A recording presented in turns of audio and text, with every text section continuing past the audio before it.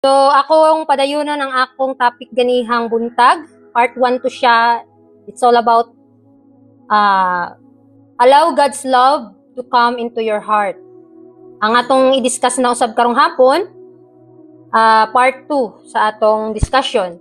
So, ganiha, na mga igsoon na discuss ganiha ang may tungod sa usa ka rich young rulers nga abi niya sa iyang kaugalingon, nakatuman siya sa kasuguan o natuman niya yung kabubuton sa Ginoo. Gipangutana pa niya ang Ginoo, unsa pa may kulang? Natuman naman ako na tanan sugod pa sa akong pagkabata. Gitubag siya sa Ginoo nga kung gusto ka makaadtog langit, ibaligya ang imong kabtangan ug ihatag sa mga kabos. So mao dayto ang kulang sa iya ha. So unsa gibuhat sa batan-on? Talikod. All. Tungod kay anong nag-goal siya? So lisod mo gani ingon sa Ginoo nga Wala ko kaya sa uban nga uban na to pagkuros. Ako ay magkukuan na kaya ko may nagagawa ni. Ano nga ko man ipanhatag sa ila? Okay, so before ta mag-tackle sa part 2 ni ining lesson, akong gihangyang tanan nga mangluhod sa atong pag-ampo. Ngayo tagkaalam sa Ginoo. Let's pray. Amahan namo nga nasa mga langit, Ginoo niining taknaa, ikaw na usab magauban ka namo sa among pagtuon. Tabangi kami nga sa matag karon ug unya among tugyan ang among kinabuhi kanimo among iabrihan ang among mga kasing-kasing aron ikaw makasulod na gayud sa among kinabuhi ug ikaw lamang ang makita sa tanan namong mga binuhatan. Tabangi kami nga itago kami sa imong makagagahom nga kinaiya sa imong gahom aron nga makita og ang mga pulong nga akong igasulti ni taknaa nahiuyon diha sa imong kabubuton. Pasayloa kami sa among mga kalapasan, among gihay pangayo sa pangalan ni Jesus. Amen. Amen. So niining kahaponon, kani nga topic is parang simple lang siya nga discussion pero naday siya ilaglum kaayo nga kahulugan. English ni siya mga igsoon pero ato ra ning i-broad, ato ning ipalawak o ato ning unsa na Bisaya sa kuan? Ipadako. Oh, atong ipadako. Ingon diri sa Testimonies to Ministers, page 285, in the struggle for eternal life, we cannot lean upon one another. The bread of life must be eaten by each one. Unsa di ay? Kita karon sa atong kinabuhi, nag-struggle ta kay naghandog gyud tag kinabuhing dayon. Ingon diri, we cannot lean upon one another. The bread of life must be eaten by each one.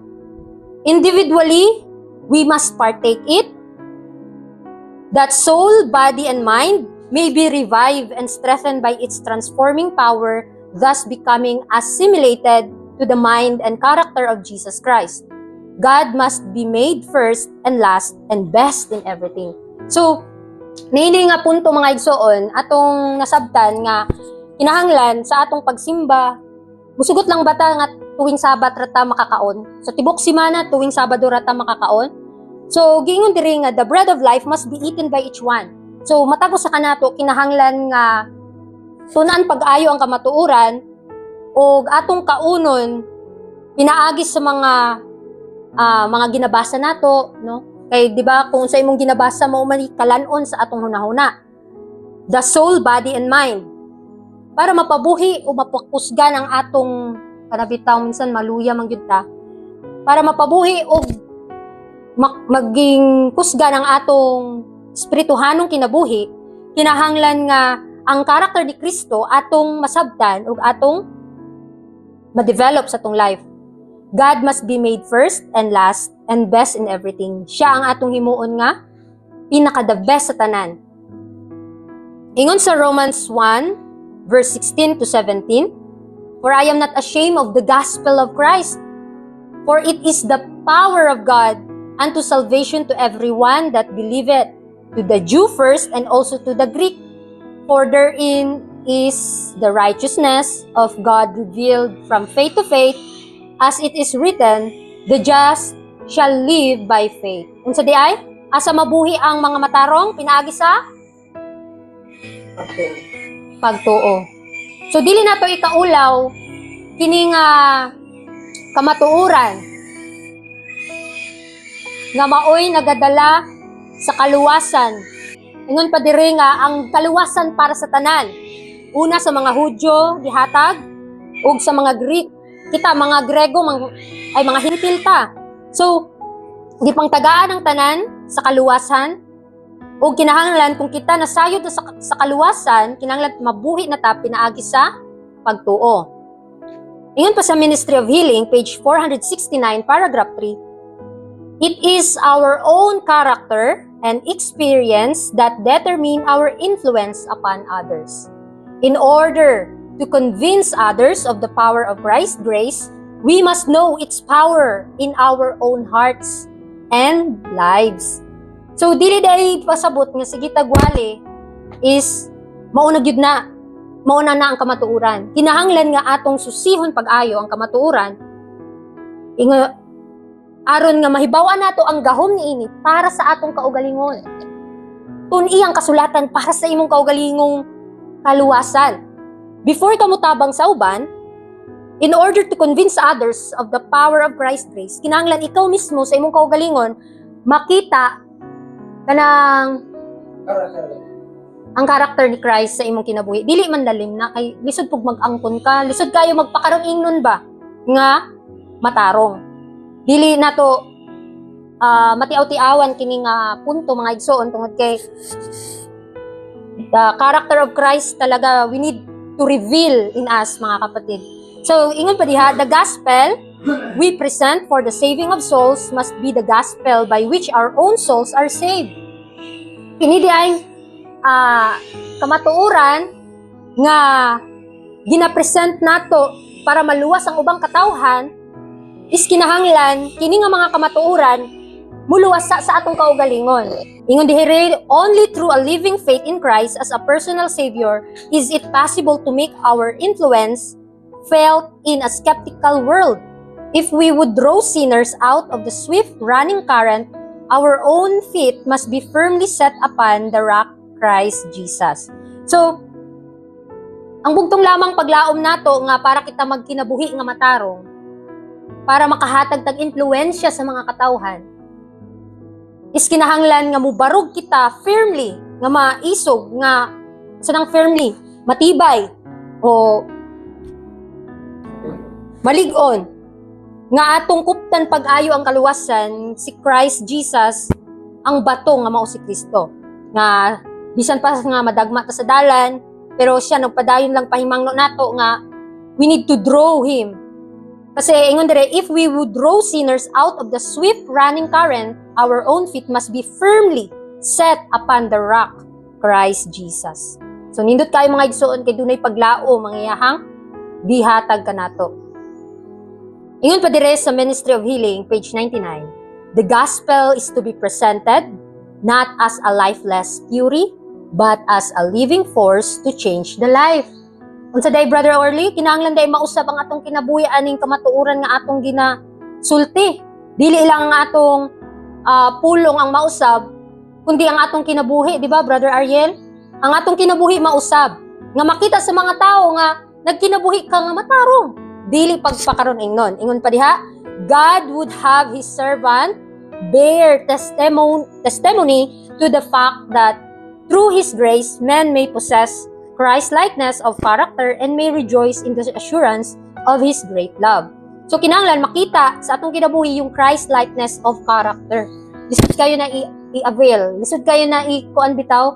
Nga may pakita sa imong kaugalingon, basi ingnon unya ta nga nagpakaroon ingnon.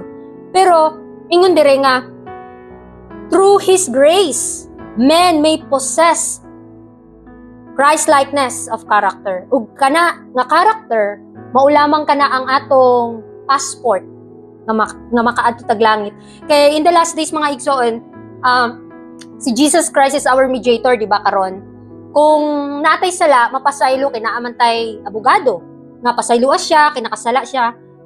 Kung gidawat nato si Kristo sa atong kinabuhi, ingon dire nga magmalipayon ta. So sa atong pagkinabuhi magmalipayon ta. Usapod nga punto, moabot ang panahon, si Christ nga naa sa atong kinabuhi, siya na ang mahimong maghuhukom.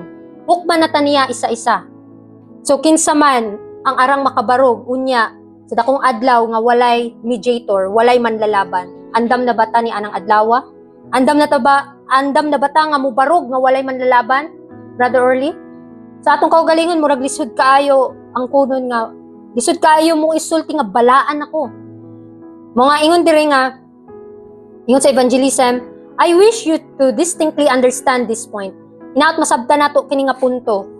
Thus, that souls are kept from obeying the truth by a confusion of ideas and also because they do not know how to surrender their wills and their minds to Jesus. They want special instruction how to become Christians. So usahay dili na to masabdan unsa ang pinakapunto ni ining butanga nga ang kalag kinahanglan nga magsunod sa balaang kamatuuran. Usahay kita sana kanang unsa nang confusion, Brother Orly? Naglibog, and also because they do not know how to surrender their wills and their minds to Jesus. Usahay bisag na ata sa simbahan, atong hunahuna naa sa gawas. Mao nga ang atong hunahuna na baka tay makatunan nga pagtulunan. Ingon pa diri, they want special instruction how to become Christians. So daghang mga katawhan nga gusto pa og special nga instruction kung unsaon pagkahimo nga Kristohanon. Pero padayon ta, ingon sa Selected Messages Volume 1, page 171, paragraph 3, do not allow anything to draw your attention from the question, what shall I do to inherit eternal life? This is a life and death question, which we must each settle for eternity. So, unsa man natong pilion, dagan kayong tao, bisag tibok kalibutan, musulti nga gusto dyan kong kinabuhi. Ingon dire, let the mind be weighed with the importance of the solemn truth which we possess. Those who allow the mind to wander in search of cheap and important theories need to be converted. So, gusto sa Ginoo nga mga mabago ang atong hunahuna, nga mausab ang atong hunahuna. Let the mind, atong timbang-timbangon, kung unsa ang atong gikinabuhi karon. Unsa nga nagkinabuhi ba ta sa pagtuo? Ingon pa dire, let the mind be weighted, timbang-timbangon with the importance of the solemn truth which we possess. Kanibang nga kamatuoran? Napabalaan ba ta ani, Brother Orly? Makaingon na ba ta sa itong kaugalingon nga balaan ako? Makaingon ba ta sa itong kaugalingon kung mubalik ang Ginoo? Maluwas na ko karong adlaw? Naning kamot. Apan igsoon sultihan tamo nga bisan pa mo abot ang close of probation, ang mga matarong magkinabuhi pinaag sa pagtuo ug ikaw ug ako kung kita nagmatarong, isipon gyapon nga kita makasasala, mga igsoon. Isipon gyapon, una-una na to unsa pa ang akong sala, no? More on searching our heart deeply. Dili ta makaingon nga luwas na ta, matarong na ta, kasi ang Ginoo ray nasayod kung naging matarong bata sa iyang atubangan. Dili ta wa ta kabalo kung ang atong ngalan nasulat ba sa libro sa kinabuhi.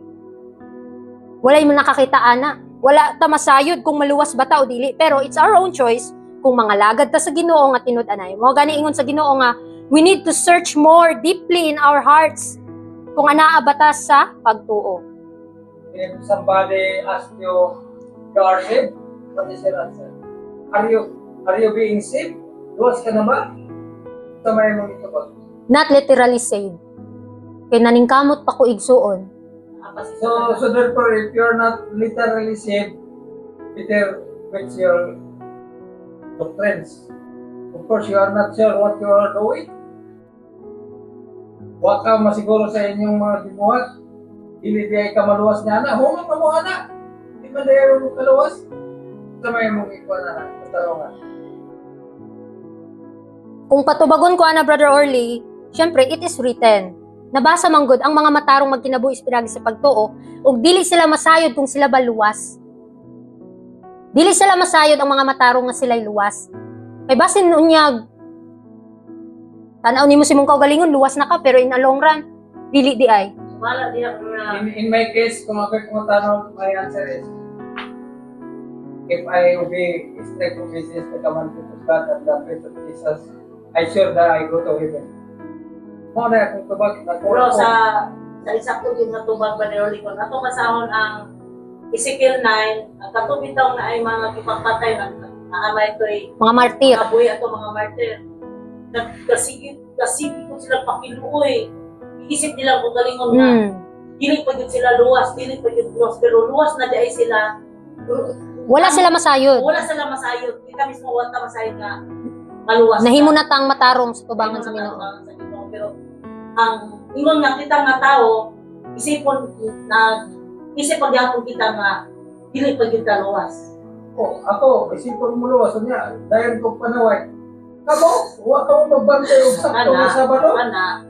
Dili mo maluwas ako! Ikaw na, pariseyo ka. Mo gani nga, kung nag-ingon ta nga luwas na ta, makaingon jud ta, murag matarong na ta kaysa sa ilaha, na ba? Mga, dili yun. Okay? Gamay ra ni mga igsoon. Ingon dire, our salvation depends on a knowledge of the truth contained in the scriptures. It is God's will that we should possess this. Search the precious Bible with hungry hearts. Kanang kinahanglan gutom ka. Hungry hearts. Nga murag kulang pa. Walay kinabusgan. Explore God's word as the miner explores the earth to find veins of gold. Never give up the search until you have ascertained your relation to God and His will in regard to you. Christ declared, "Whatsoever you shall ask in my name, that will I do, that the Father may be glorified in the Son. If ye shall ask anything in my name, I will do it." Nindot kayo siya mga igsoon kaysa the more kang mag-study, kada basa nimo sa teksto murag naay daghang ideas moabot si mong una-una. Dayon pagbasa na pud nimo pagkaugma aning mga ura nga teksto naa na puy laing idea nga moabot sa imong una-una. Mga walay kabusugan, daghang idea nga mga pagtulunan nimong masabtan. Spiritual nga pamaagi nga dili ta kuntin. Sa kamatuoran. Ngayon pa dire, subdue the carnal mind. Ito na, let's talk about carnal mind. Subdue the carnal mind, reform the life, and the poor mortal frame will not be so idolized. If the heart is reformed, kung ang atong kasing-kasing na bag-o, it will be seen in the outward appearance. Makita gyud ni sa atong panlabas ma. Dili lang pagpakaron ingnon. If Christ be in us, the hope of glory, we shall discover such much less charms in Him that the soul will be enamored. It will cleave to Him, choose to love Him, and in admiration of Him, self will be forgotten. Makalimot na ta sa tong kaugalingon, nga bahala na maunsa ko, bahala na masakitan ko, kay si Kristo naman ang naasa, ang nagatubang sa natin. We hid in Christ in God baya. Kanang gitago ta kang Kristo. Ingon pa dira, self will be forgotten, Jesus will be magnified and adored. Siya na ang maipakita sa atong kinabuhi. And self-abased and humble. Kung ang permi natong una-unaon nga dautan ta kaysa sa ubang tao, kitay makasasala kay ta, makabatuntag pagka mapainubsanon. Humble heart. Okay, ito, pinakalas na to mga igsoon. Our conclusion, it's found in our high calling, page 336. Many are sensible of their great deficiency, and they read and pray and resolve and yet make no progress. Unsa di ay? Daghan kaayong mga nakabalo sa ilang kinabuhi nga dako kayong kakulangon. Nakabalo sila nga dako kayong kakulangon, no? Tama ba? Great deficiency. And they read, nagbasa sila and pray and resolve and yet make no progress. Wala gihapoy paglambo kabag-uhan. They seem to be powerless to resist temptation. So ilang hunahuna nga murag wa naman ni wa may kabag-uhan ni. Ay sige man kog simba mura man gihapon. Mura man gihapon gaw, no? Ina naman natong kinabuhi. Murag balik-balik ra ang mga pagsulay. Ingon dire, the reason is, unsay rason? They do not go deep enough. They do not seek for a thorough conversion of the soul, that the streams which issue from it may be pure and the deportment may testify that Christ reigns within. So ang kakulangon dayan usahay makahuna-huna ta nga sige man kog simba pero mo man gihapon akong batasan, bagulbulan gihapon, di ba? Kung kana day ang nasa tong una-huna nga murag way kapuslanan atong pagpangalagad, ingon dire, the reason is they do not go deep enough, they do not seek for a thorough conversion. Wala nato mapangita ang tibnod nga kabag-uhan sa atong kalag. Aron ang the streams which issue from it may be pure. Aron ang kung unsay naa nato nga mga kakulangon o mga kadulumtanang batasan, mabalaan. Wala ta magpangita og pagbag-o sa atong kinabuhi. Bisan pag sige kag ampo, pero makita gyapon murag wala man gihaboy kabag-uhan tungod kay sa imong kaugalingon ka nagtan-aw. Inahanglan gyud ay nga makita nimo sa imong kaugalingon nga matarong ka para makontento ka, no? No. Gidawat ta sa Ginoo kung kinsa ta ug unsa yung mga defect of character nato, dili nato kayang pag-uhon atong kaugalingon. Dili nato mabag-o ang atong kaugalingon, mao nga kinahanglan nga susiho nato pag-ayo atong kaugalingon ug si Kristo ang atong pasudlon. Ingon pa dire nga all defects of character originate in the heart. Mao ni carnal heart. Naay tay character nga defect of character like unsa nga mga depekto nga kinaiya Sister Marlene? Mga dalo, pagkahakog, bagulbulan, o mga dulumtanang mga batasan nga angay natong ma-overcome. Angay yun natong ma-overcome mga igsoon.